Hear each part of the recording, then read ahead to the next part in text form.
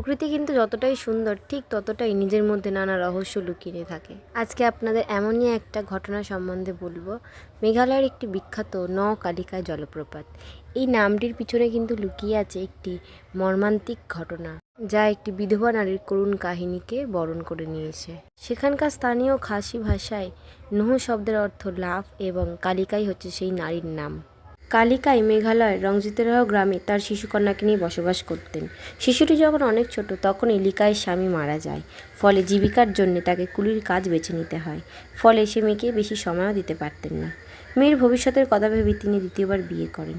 কিন্তু তার দ্বিতীয় স্বামী লিকাইয়ের প্রতি তার মেয়ের অতিরিক্ত ভালোবাসা দেখে ঈর্ষান্বিত হয়ে পড়ে।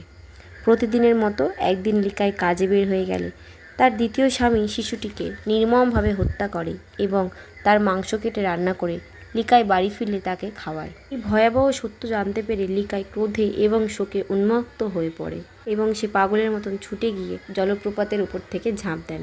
তারপর থেকেই এই জলপ্রপাতটির নাম হয় কালিকাই, যা এই মর্মান্তিক ঘটনার স্মৃতি বহন করে নিয়ে চলেছে।